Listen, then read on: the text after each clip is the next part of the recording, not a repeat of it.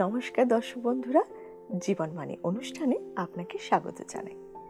আর যদি প্রথমবার আপনি এই অনুষ্ঠানে যোগ দেন, তাহলে আমি আপনাকে অনুরোধ করব আপনি শেষ পর্যন্ত আমাদের অনুষ্ঠান দেখতে থাকুন। আমি নিশ্চিত আপনি ঈশ্বরের আশীর্বাদ লাভ করবেন। আর একটা বিষয়, যদি আপনার কোনো প্রশ্ন থাকে তাহলে সেটাও আমাদের জানাতে পারেন। আমরা চেষ্টা করব আপনার প্রশ্নের উত্তর দিতে। আসুন না, দেখি ঈশ্বরের বাক্য আজ কি নতুন বিষয় আপনার আমার জীবনে যোগ করতে চলেছেন। হৃদয়ে খোলো, শ্রবণ করো জীবন বাণী, নম্র চিতে শ্রবণ করো, নম্র চিতে শ্রবণ করো, খ্রিস্ট যিশুর জীবন খানি।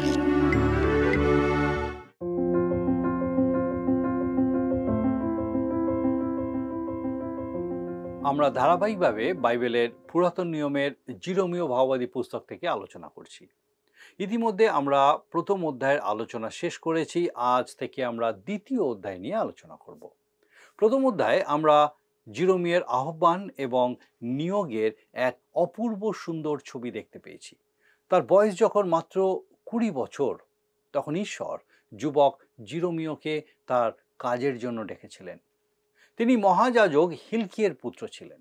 জিরোমীয়কে যখন ঈশ্বর আহ্বান করেন, সেই সময় জিহুদা রাজ যোশীয়র বয়স 21 বা 22 বছর হবে। জিহুদা রাজ যোশীয়ের সময় থেকে শুরু করে ব্যাবিলনে ইসরায়েল জাতির বন্দী হয়ে যাওয়া পর্যন্ত তিনি সদাপ্রভুর বার্তা ঘোষণা করতেন। এরপর ইসরায়েল জাতির অবশিষ্ট লোক মিশরে চলে গেলে তিনি সেখানেও সদাপ্রভুর বার্তা তাদের কাছে প্রচার করতেন। জিরোমীয় খুব নরম মনের মানুষ ছিলেন, তবুও ঈশ্বর তাকেই বেছে নিয়েছিলেন ইসরায়েল জাতির কাছে তার বিচারে সেই কঠিন বাণী ঘোষণা করার জন্য। তার কথাই কেউ কর্ণপাত করেনি, আর তার ফলস্বরূপ জেরুসালেম ধ্বংস হয়েছিল। তাদের বেশিরভাগ মানুষকেই বন্দী হয়ে বাবিল দেশে যেতে হয়েছিল।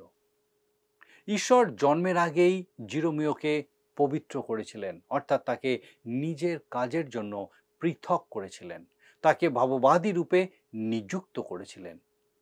যাই হোক, আমরা এখন ইসরায়েল দেশে দুইজন যুবককে দেখতে পাচ্ছি, যুবক রাজা এবং যুবক ভাববাদী।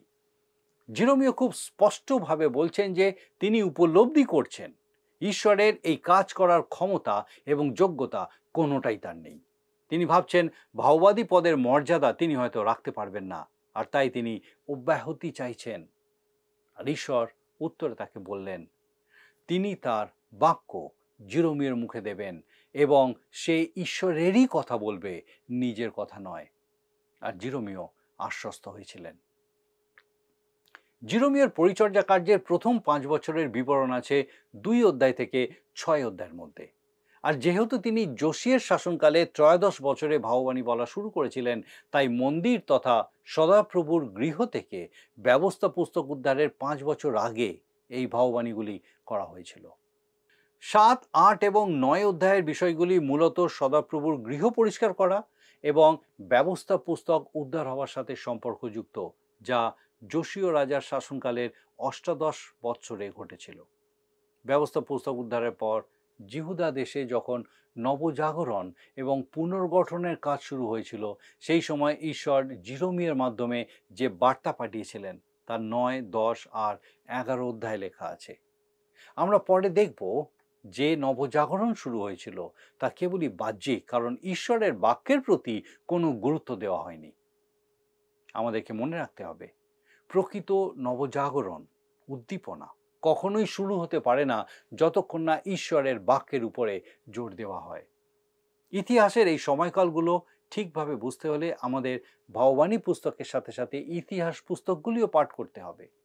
তাই আমরা দ্বিতীয় বংশাবলী পুস্তকের 34 অধ্যায় থেকে কিছু দেখব, যা জিরোমীয়ের বার্তার সাথে ঐতিহাসিকভাবে সম্পর্কযুক্ত।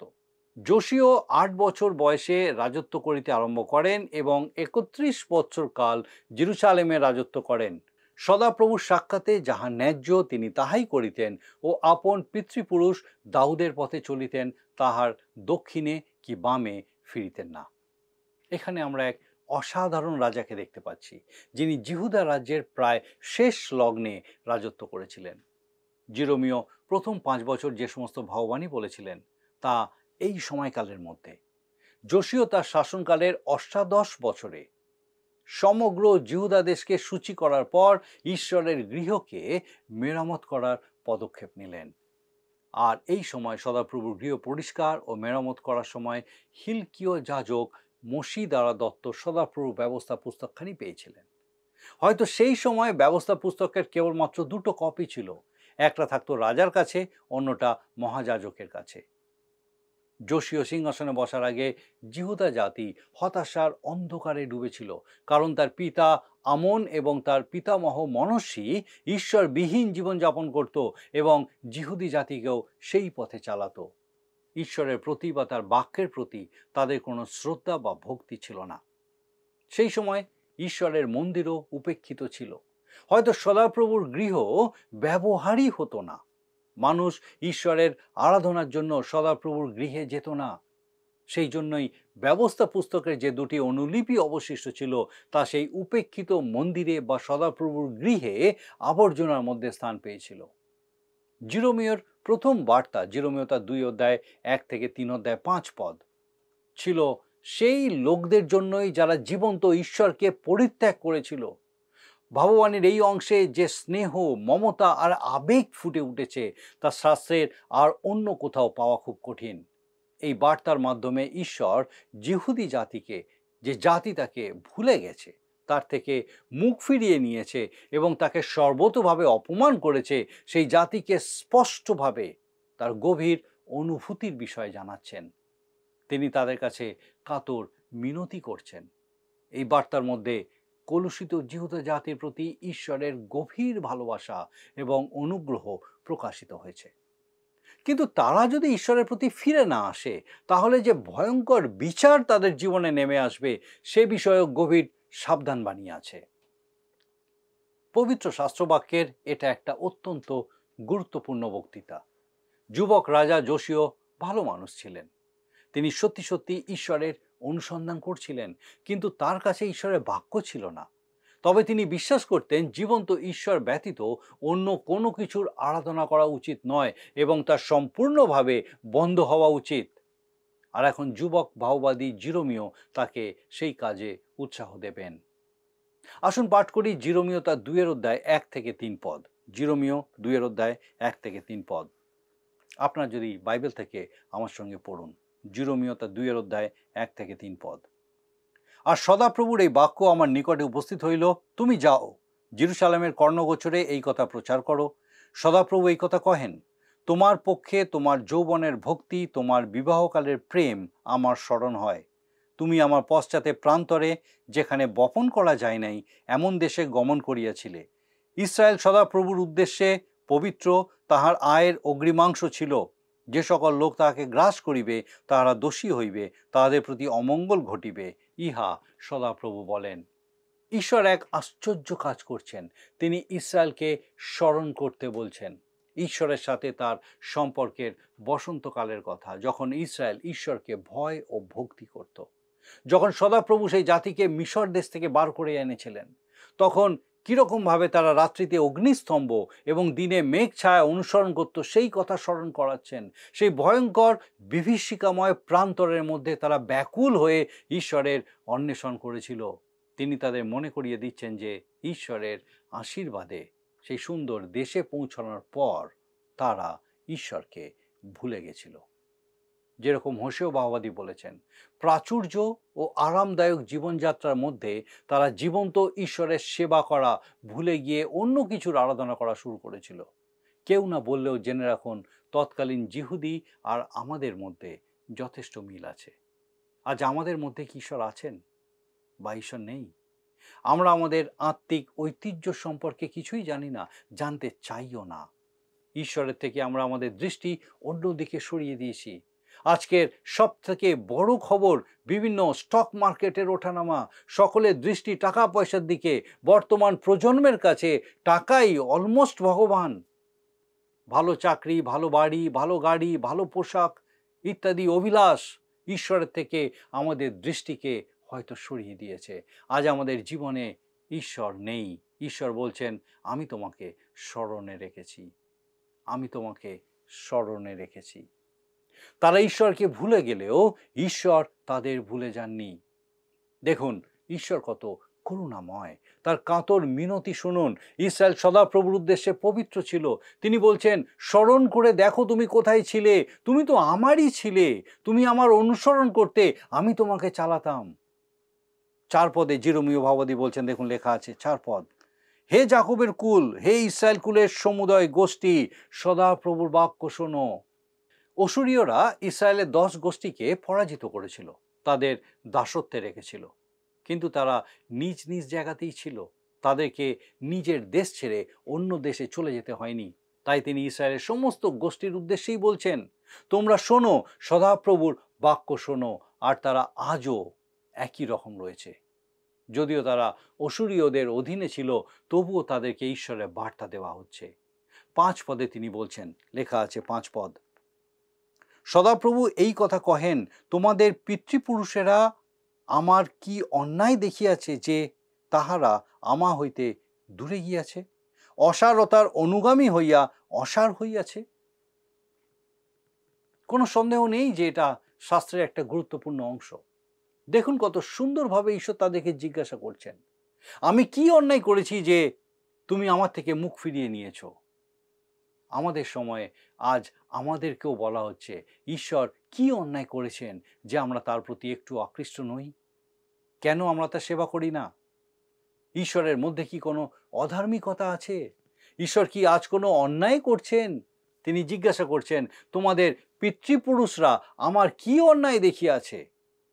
দেখুন 6 পদে তারপর লেখা আছে, তাহারা বলে নাই যে সেই সদাপ্রভু কোথায়, যিনি মিশর দেশ হইতে আমাদিগকে বাহির করিয়া আনিয়াছিলেন, যিনি প্রান্তরের মধ্য দিয়া মরুভূমি ও গর্তময় ভূমি দিয়া, জলবিহীনতার ও মৃত্যুচ্ছায়ের ভূমি দিয়া, পথিকবিহীন ও নিবাসী বর্জিত ভূমি দিয়া আমাদিগকে লইয়া আসিয়াছিলেন। তাদেরকে এমনি এমনি ওই কঠিন দেশের মধ্যে দিয়ে যেতে হয়নি। আর আজও সচরাচর কেউ ওই ভয়ঙ্কর জায়গার মধ্যে দিয়ে যায় না। আর কেউ গেলেও সেই কঠিন জায়গার আশেপাশেই থাকে, বেশি ভেতরে প্রবেশ করে না। কিন্তু ঈশ্বর তার মনোনীত জাতিকে সেই ভয়ঙ্কর মৃত্যুজনক প্রান্তরের মধ্যে দিয়ে 40 বছর সুরক্ষিত রেখেছিলেন। তিনিই তাদের যত্ন নিতেন। দেখুন 7 পদ লেখা আছে, আমি তোমাদিগকে এই ফলবান দেশে আনিয়াছিলাম, যেন তোমরা এখানকার ফল ও উত্তম উত্তম সামগ্রী ভোজন করো, কিন্তু তোমরা প্রবেশ করিয়া আমার দেশ অসুচি করিলে, আমার অধিকার ঘৃণাস্পদ করিলে। বর্তমান সময়ে আমরা বাস্তুবিদ্যা, বাস্তুতন্ত্র ইত্যাদি বিভিন্ন বিষয় নিয়ে চিন্তা ভাবনা করি, পরিবেশ নিয়ে আমরা সত্যিই চিন্তিত, কিন্তু বাস্তবে দেখা যাচ্ছে আমাদের বন জঙ্গল সব পরিষ্কার করে ফেলতে হচ্ছে, জীব বৈচিত্র্যের পরিবর্তন ঘটছে, প্রকৃতি ভারসাম্য হারাচ্ছে, দূষণের মাত্রা বেড়ে চলেছে। শহরাঞ্চলের বেশিরভাগ মানুষ দূষণজনিত কারণে অসুস্থ হয়ে পড়ছে। মানুষ নিজ স্বাচ্ছন্দ্যের কারণে ঈশ্বরের সৃষ্টি এই পৃথিবীকে কলুষিত করছে। এটা ভালো, আমাদের চারপাশ পরিষ্কার হওয়া দরকার, কিন্তু যেটা উপলব্ধি করতে হবে সেটা হলো এর সাথে সাথে আমাদের চারিদিকে যে অনৈতিকতা, অধঃপতন এবং চরিত্রের অবনতি ঘটছে, এই বিষয়টা উপলব্ধি করার প্রয়োজন। ঈশ্বর এই বিষয়টাই বলতে চাইছেন। তারা ঈশ্বরের দেশকে কলুষিত করে তুলেছিল। ঈশ্বর চেয়েছিলেন তারা তার সাক্ষী হবে, কিন্তু তার বদলে দেখা গেল আগে যে লোকেরা সেখানে বসবাস করত তাদের থেকেও এরা আরো মন্দ হয়ে গেল। দেখুন 8 পদে লেখা আছে, যাজকেরা বলে নাই সদাপ্রভু কোথায়, এবং যাহারা ব্যবস্থা হাতে করে তাহারা আমাকে জানে নাই। পালকেরা আমার বিরুদ্ধে অধর্মচরণ করিয়াছে, ভাববাণীগণ বাল দেবের নাম লইয়া ভাববাণী বলিয়াছে, এবং এমন পদার্থের পশ্চাৎগামী হইয়াছে যাহাতে উপকার নাই। ঈশ্বর আধ্যাত্মিক নেতৃবৃন্দের উপরে দায়িত্ব দিয়ে থাকেন। আর আমার মনে হয় বর্তমান সময়ে সমস্যা শুরু হয় মণ্ডলীর মধ্যে থেকেই। আধ্যাত্মিক পতন না হলে কোনো জাতি পতিত হয় না। সব থেকে প্রথমে আধ্যাত্মিক অধঃপতন, তারপর ভয়ঙ্কর অনৈতিকতা এবং শেষে রাজনৈতিক নৈরাজ্য।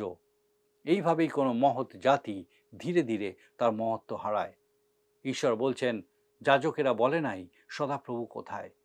আজকাল অনেক সাধারণ মানুষ যারা ঈশ্বরের বাক্য জানে না, তারা বাইবেল শিক্ষক হয়ে যাচ্ছে কিংবা তার সাক্ষী হয়ে যাচ্ছে।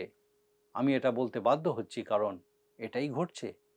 সঠিকভাবে ঈশ্বরের বাক্য না জানার জন্য তারা ঈশ্বরকেও সঠিকভাবে জানে না। ঈশ্বরকে জানার জন্য তার বাক্যকে জানা খুব দরকার। ঈশ্বর বলছেন, মানুষ এইরকম পদার্থের পশ্চাৎগামী হইয়াছে যাহাতে উপকার নাই। আজ আমাদের সামনে এটাই সব থেকে বড় প্রশ্ন। আমরা কোন বিষয়ের পিছনে ছুটছি, কিসের অন্বেষণ করছি, তাতে কি আমাদের কোনো উপকার হচ্ছে? দেখুন 9 পদে ঈশ্বরের বাক্য বলছেন, অতএব আমি তোমাদের সহিত আরও বিবাদ করিব, ইহা সদাপ্রভু কহেন, এবং তোমাদের পুত্র পৌত্রগণেরও সহিত বিবাদ করিব। ঈশ্বর বলছেন, আমি তোমাকে ছাড়ব না, তোমার সাথে আমি এখনো বিবাদ করব। কি আশ্চর্য বিষয়, তাই নয়? ঈশ্বর মানুষের সাথে বিবাদ করবেন, কারণ তিনি মানুষকে ভালোবাসেন। তিনি এই মানুষকে হারিয়ে যেতে দেবেন না, তাদেরকে ঈশ্বরের কাছে ফিরে আসতেই হবে। আসুন আমরা দেখি ঈশ্বরের বাক্য 13 পদে কি লেখা আছে। হে আকাশমণ্ডল, ইহাতে স্তম্ভিত হও, রোমাঞ্চিত হও, নিতান্ত অসার হইয়া পড়ো, ইহা সদাপ্রভু কহেন। কেননা আমার প্রজাবৃন্দ 2 দোষ করিয়াছে। জীবন্ত জলের উনুই যে আমি, আমাকে তাহারা ত্যাগ করিয়াছে, আর আপনাদের জন্য কূপ খুদিয়াছে, সেগুলি ভগ্ন কূপ, জলাধার হইতে পারে না। ইসরায়েল 2টো দোষ করেছে। প্রথমত, জীবন্ত জলের উনুই স্বরূপ তাদের ঈশ্বর জিহোবাকে বা সদাপ্রভুকে ত্যাগ করেছে। আর দ্বিতীয়ত, নিজেদের জন্য কূপ খনন করেছে, সেগুলো ভাঙা, সেখানে জল থাকতে পারে না। আজকে কত মানুষ নিজেদের জন্য ছোট ছোট কূপ খনন করেছে, তারা তাদের সেই কূপ থেকেই পান করছে, কিন্তু তাদের তৃষ্ণা নিবারণ হচ্ছে না, তাদের পিপাসা মিটছে না। কতজন লক্ষ লক্ষ কোটি কোটি টাকা উপার্জন করছে, তাতেও তাদের পিপাসা মিটছে না, আরও চাই, আরও চাই। যাদের ছোট ব্যবসা আছে, তারা তাদের ব্যবসাকে বড় করতে চায়। যারা মানুষের কাছে জনপ্রিয় হয়েছে, তারা আরও বেশি জনপ্রিয় হতে চায়। যারা একটা পদ লাভ করেছে, তারা আরও অনেক পদের অধিকারী হতে চায়। মানুষ কোনো কিছুতেই তৃপ্ত হয় না, আর এই রকম লোকদেরকে নিয়েই ঈশ্বরকে চলতে হচ্ছে। এইবার তাদের বিপদ গমনের কথা তিনি উল্লেখ করছেন। আসুন আমরা পাঠ করি 19 পদ। দেখুন সেখানে লেখা আছে ঈশ্বরের বাক্য, জিরোমীয় তার 2 অধ্যায় 19 পদ। তোমারই দুষ্টতা তোমাকে শাস্তি দেবে, এবং তোমার বিপদগামিত্ব তোমাকে অনুযোগ করিবে। অতএব জানিও আর দেখিও, এটা মন্দ ও তিক্ত বিষয় যে তুমি তোমার ঈশ্বর সদাপ্রভুকে পরিত্যাগ করিয়াছ ও মনের মধ্যে আমার ভয়কে স্থান দাও নাই, ইহা প্রভু বাহিনীগণের সদাপ্রভু কহেন। 3 অধ্যায়ে আমরা দেখব এই বিপদ গমন কথাটি বহুবার ব্যবহৃত হয়েছে, যা বাইবেলের আর অন্য কোথাও এত ব্যবহার হয়নি। আর তাই এটা ঈশ্বরের দৃষ্টিতে খুব গুরুত্বপূর্ণ বিষয়। 2 অধ্যায়ের বাকি অংশ এবং 3 অধ্যায়ের কিছু অংশ একটা তর্কের বিষয়। জীবন্ত ঈশ্বরকে ছেড়ে অন্য কিছুর আরাধনার বিরুদ্ধে যুক্তি। আমি সেই অংশগুলি আর আলোচনা করছি না, কিন্তু আমি আপনাদেরকে অনুরোধ করছি, আপনারা বাইবেল পড়ুন, ঈশ্বরের বাক্য অধ্যয়ন করুন, প্রার্থনা সহকারে সমস্ত অংশটা পড়ুন। আপনি জিরোমীয় ভাববাদীর ভাববাণীগুলি ভালোভাবে বুঝতে পারবেন। আপনি অবাক হয়ে যাবেন, এই বাক্য আপনার জীবনে কাজ করবে।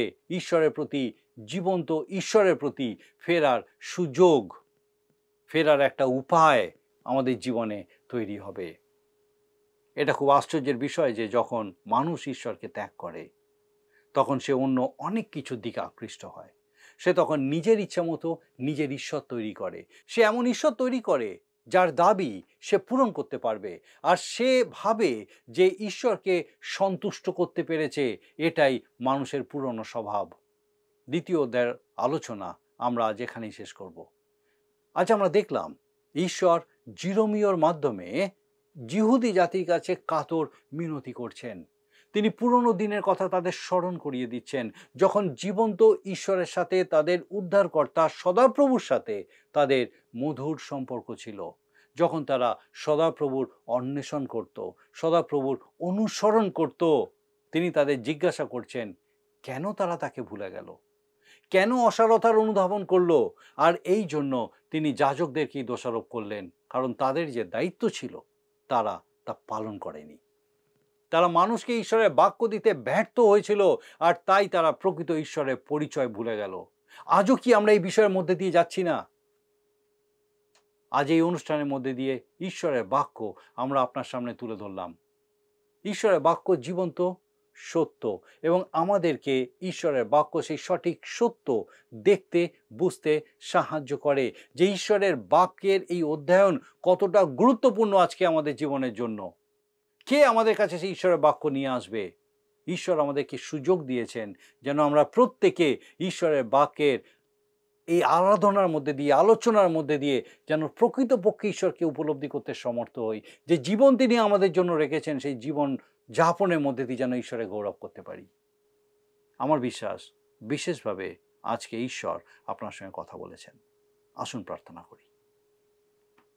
মঙ্গলময় পিতা, তোমার ধন্যবাদ স্তুতি করি প্রভু যে তুমি কখনো আমাদেরকে ছেড়ে দাওনি।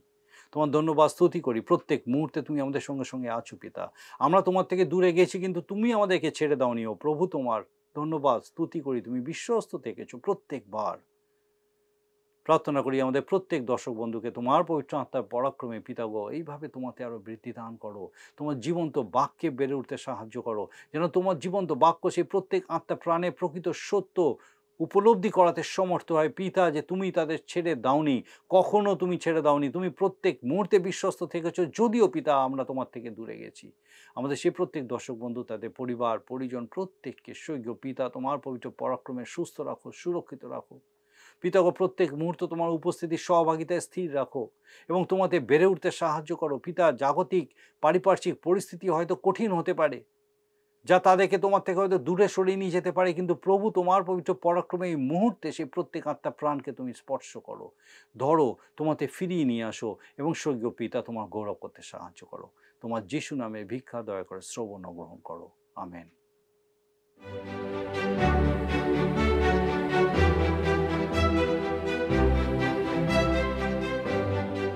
আপনাকে অনেক ধন্যবাদ যে আপনি এতক্ষণ আমাদের সঙ্গে এই অনুষ্ঠানে উপস্থিত আছেন। আমার বিশ্বাস ঈশ্বর আপনার সঙ্গে কথা বলেছেন। আপনার যদি কোনো প্রশ্ন থাকে বা কোনো বিষয় যদি আপনি আরও জানতে চান, অবশ্যই আমাদের সঙ্গে যোগাযোগ করুন। আপনি আমাদেরকে আপনার প্রার্থনার বিষয় সকল জানাতে পারেন। আমরা আপনার জন্য অবশ্যই প্রার্থনা করব।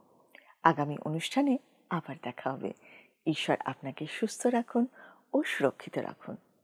প্রিয় বন্ধু, আসুন আমরা আজকের প্রশ্ন উত্তরে আসি। গতকালের প্রশ্নের উত্তর অপশন এ, বাদাম।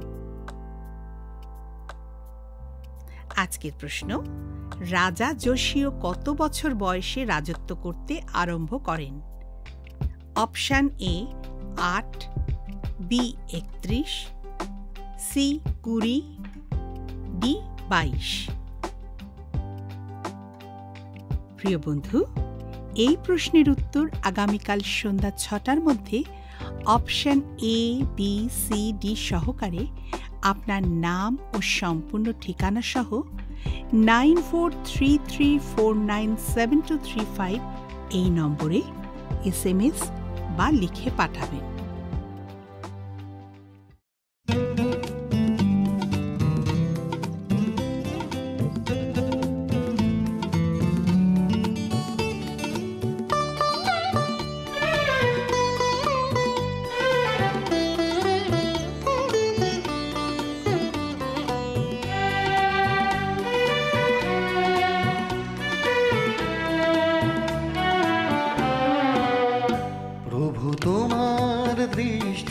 সতত আমায় ঘিরে থাকে, আমি হারাই না পথ চলতি পথের কোনো বাঁকে।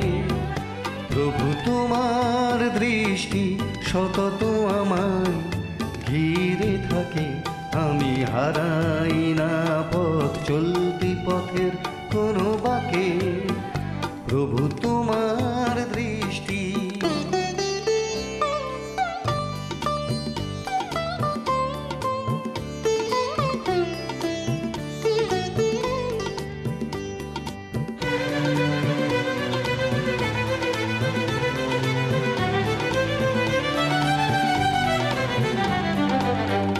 বা কখনো ভুলি তোমায়, রঙিন পৃথিবী ডাকে আমায়। যদি বা কখনো ভুলি তোমায়, রঙিন পৃথিবী ডাকে আমায়। তবু সেদিনও জানি গো, ঘুমিলে আমার দিনও থাকে। তবু সেদিনও জানি গো, ঘুমিলে আমার দিনও থাকে। প্রভু তোমার দৃষ্টি সতত আমায় ঘিরে থাকে। আমি হারাই না পথ চলতি পথে কোনো বাঁকে। প্রভু তোমার দৃষ্টি।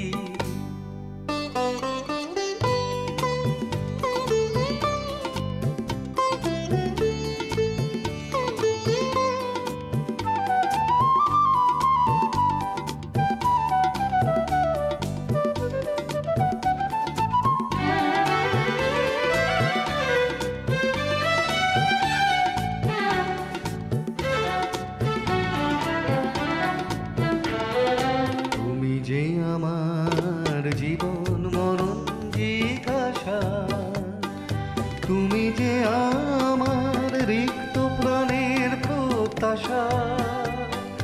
তুমি যে আমার জীবন মরণ জিজ্ঞাসা, তুমি যে আমার রিক্ত প্রাণের প্রত্যাশা।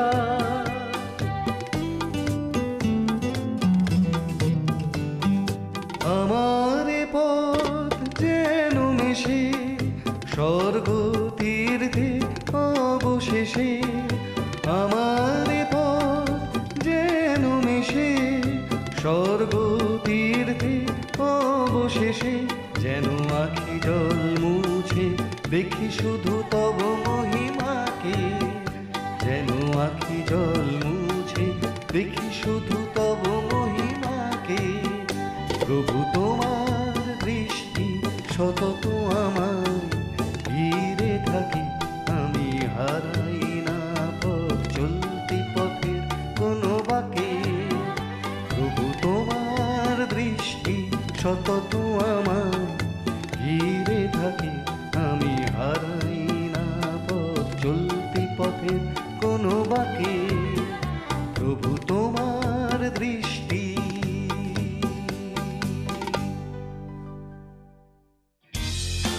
যদি আপনার এই অনুষ্ঠান ভালো লেগে থাকে তাহলে এই নম্বরে একটি মিসড কল করুন।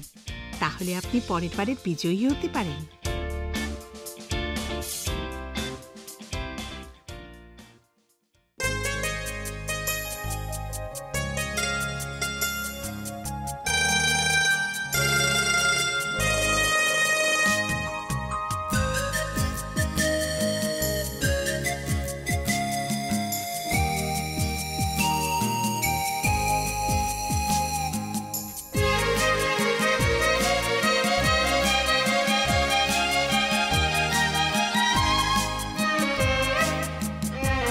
সারা সৃষ্টির মালিক তুমি, সারা সৃষ্টির রক্ষক তুমি। আমার